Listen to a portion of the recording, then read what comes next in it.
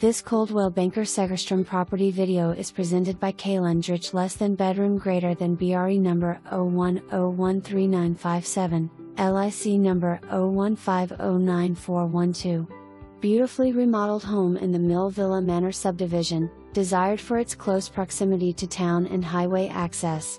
This home stands out with its large lot and ample parking, including the 2-car garage plus multiple parking paths.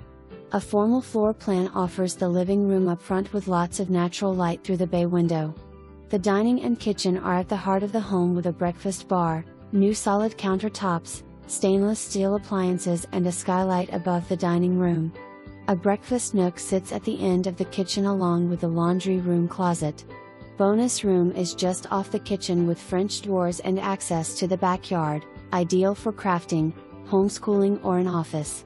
The master suite offers a walk-in closet, oversized stall shower and double sinks.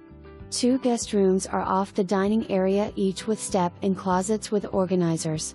The hall bathroom sits near the entry, complete with custom tile flooring and accents.